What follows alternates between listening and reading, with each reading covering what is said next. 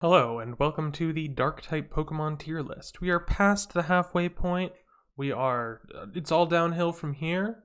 And I figured to shake things up just a little bit, let's go in reverse Pokedex order, because when I upload a clip of this to TikTok, I want it to be a later generation Pokemon, so that people can hear some of my thoughts on those. But if I did it in normal Pokedex order, then everything would already be on screen, and I'm not gonna edit and blur out all the Pokemon that are already up there. That's way too much work. So if I just do it in reverse order, then I get the best of both worlds. I don't have to do any work, and I get to talk about Gen 7 Pokemon on TikTok. It's going to be great. Anyways, let's start with Zarude Sandstorm. It suffers from the later generation mythical Pokemon problem of just being released through mystery gift. I mean, there might have been a side quest or something for this guy in Crown Tundra, but I don't remember it. It doesn't spring to mind when I think about it. So yeah, it suffers from the problem of there's nothing really wrong with it, but I forget that it exists because it was just released via mystery gift. So it's what am I really supposed to do with this?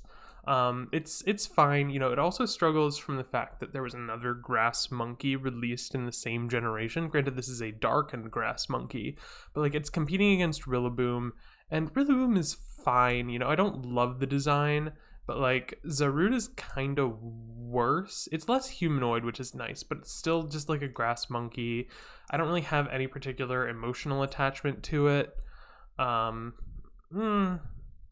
I put it C tier. It's like a medium C tier for me. I don't have anything against it, but it's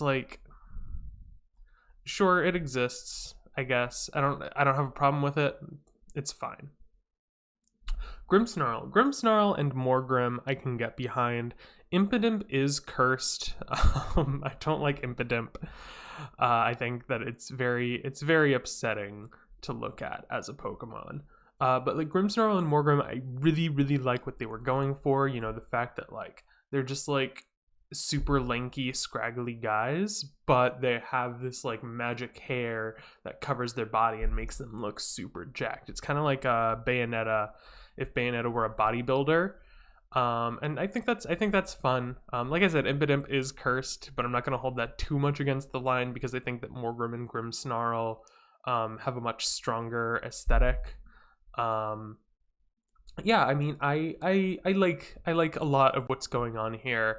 It's close to maybe a little bit over designed, but I think overall it's a pretty strong design. It's not one of my favorites ever, but yeah, I see what they were going for. It's unique, it's interesting, it's got kind of a fun gimmick to it. No complaints here. And Thievul is very similar. Nickit is kind of just a fox, but Thievul has that French burglar mustache. He looks like he's gonna do an art heist later. He has just that little bit of extra comedy and personality to him. It's just yeah, the gentleman fox thief is kind of a common trope, but they go the extra step of just making him a cartoon character rather than just a more literal fox that I can really vibe with that. I think it's a lot of fun. He's really A tier for the mustache.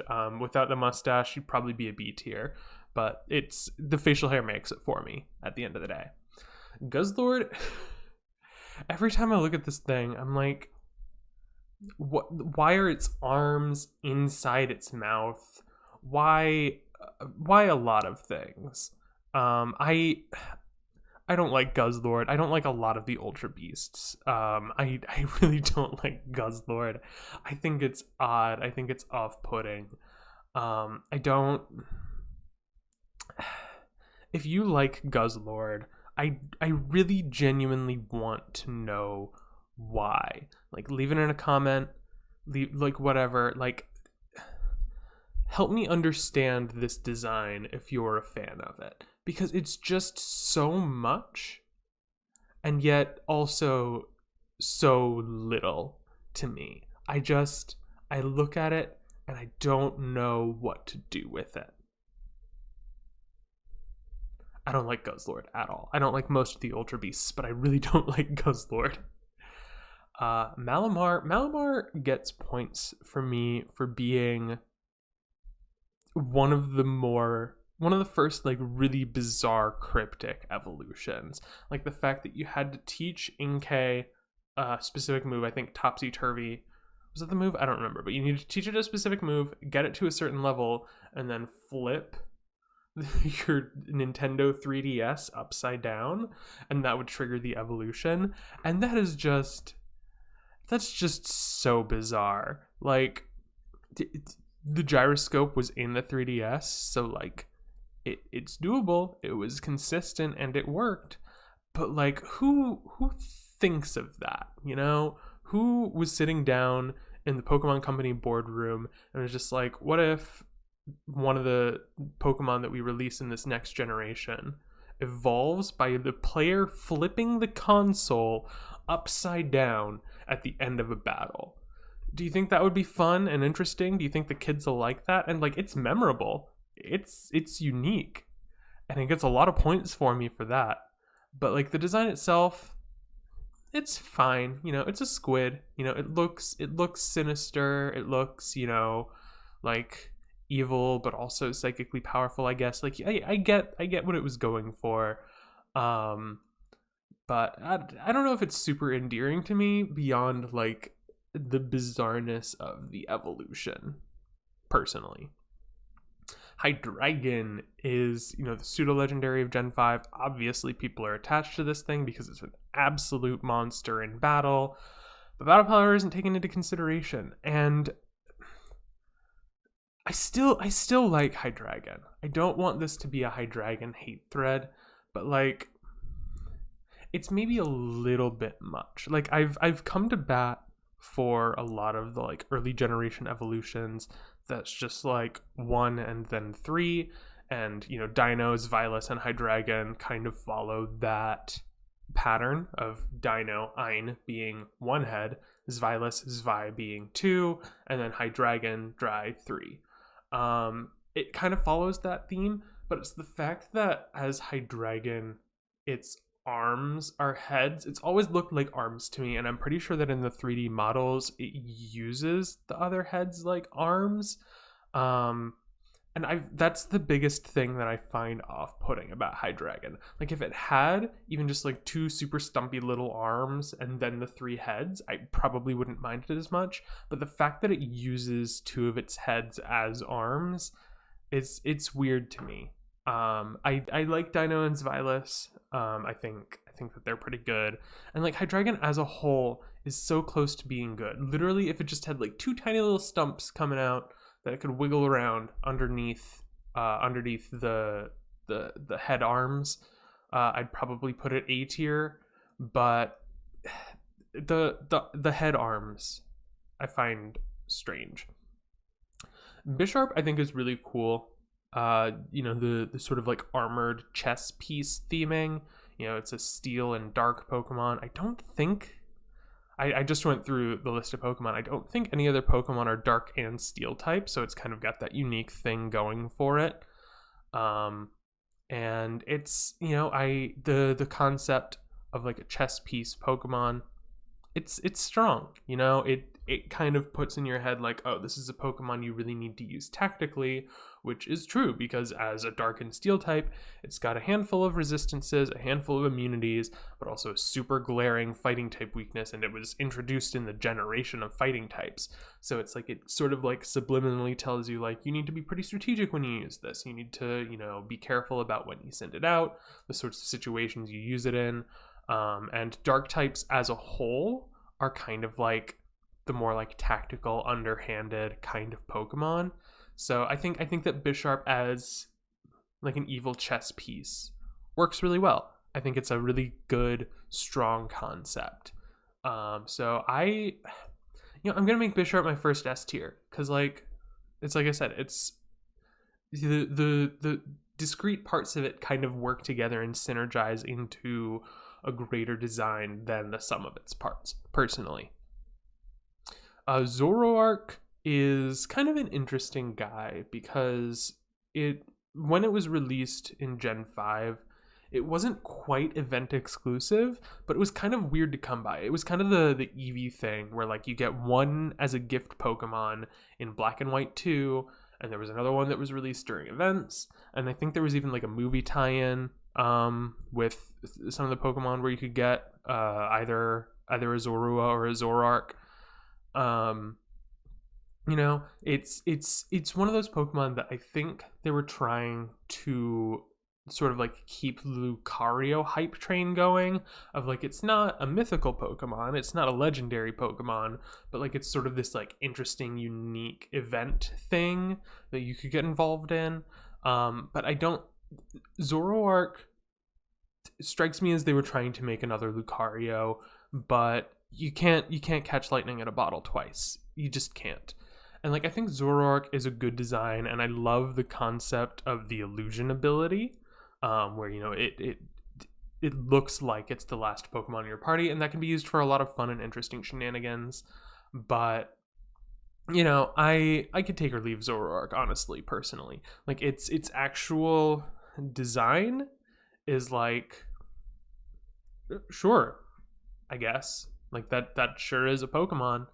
The illusion ability gives it a lot more credit, so I would probably put it B tier. Without the illusion aspect, it'd probably be like a C tier for me. But because it has that sort of aspect to it of like it can mimic any other Pokemon, aesthetically it can mimic any other Pokemon. It doesn't transform into them like Ditto. It's fun. It's fine. Scrafty, I love its pants. I love the fact that it's like shedding its skin, so it has to like constantly pull up its pants. It's fun. I think it's silly. It's silly in a good way. I like its mohawk. I like a lot of things about it. It's a fun design that I think, especially with the super like constantly moving sprites of Gen 5, that was the first generation to introduce like throughout the battle animations, rather than just like they like move around a little bit when you throw them in some of the games, but Gen 5 had like fully mobile ones. So I think the gimmick of like it like moving around a little bit and then being like, oh, gotta pull up my pants, a lot of really fun memories of that particular like idle animation in battle. I think it was the right generation to introduce a Pokemon like this, because the things just sort of synergize together perfectly in that way. So yeah, Scrafty gets a lot of love for me from that. And dark fighting type, again, I think it's unique to no, it's not unique to Scrafty. There are a couple of others, but they're fighting primary type. But yeah, it's a fun type. It's relatively unique. There have only been 2 others, I think, that share the typing. So yeah, I have a lot of positive feelings about Scrafty. Lightbird, Lightbird struggles from the literal problem, the fact that it's a leopard. Like it's a purple leopard, and that's kind of interesting. And Purloin is like it's like a house cat. It's a cute house cat, but at the end of the day, they're both just cats, and like there's nothing wrong with them. But I'm not a big cat person. I'm sure my wife would be very upset if she found out that I was putting Purloin in B tier. I thought about asking her what she thought about Purloin, because I think she'll find it very, very cute. But for me personally, they're kind of bland and forgettable. They suffer from that very like literalist problem. Darkrai. I gave Cresselia a lot of points for the way that it plays against Darkrai.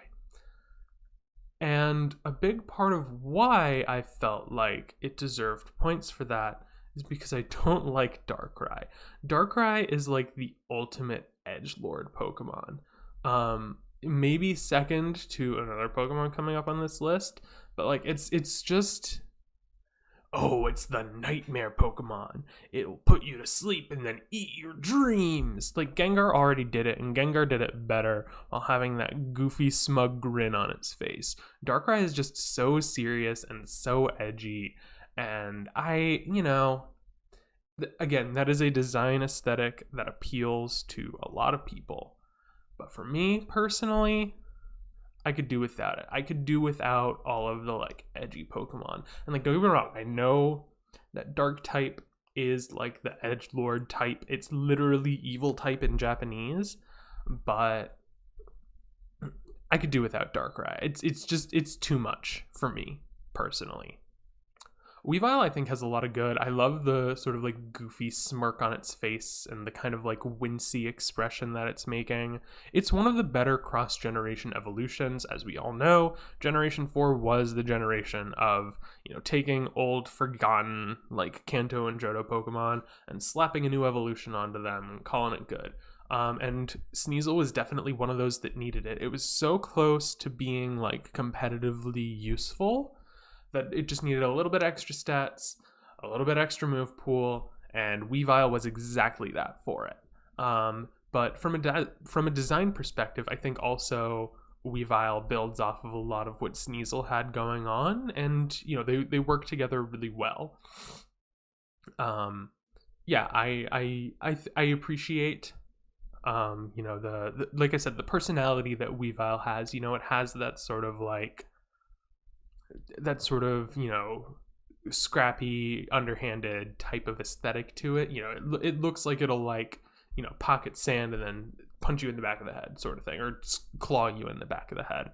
I think it evokes that idea of sort of an underhanded, sneaky fighter pretty well. The only reason I'm docking points is because I don't necessarily think it evokes ice type. I've never thought that Sneasel particularly evoked ice type either.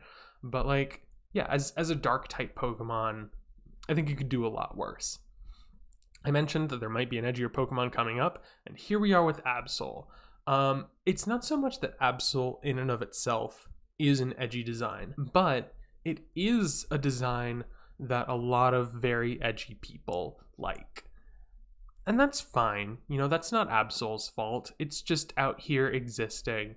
But the scythe head with sort of the yin yang thing going on its head, and it's just like a little bit sharp, a little bit jagged, and you take away the scythe horn and the hair thing, and what are you left with? It's kind of a wolf, kind of a big cat, kind of, it's, take off the accessories and I don't know what to make of it, but put on the accessories and I'm somehow even more confused personally. I don't hate Absol that much. It's not a D tier for me, but outside of the particular design sensibility that appeals to a lot of people, it's, I could take it or leave it personally. I'm just not into the edgy stuff. It's it's what it's.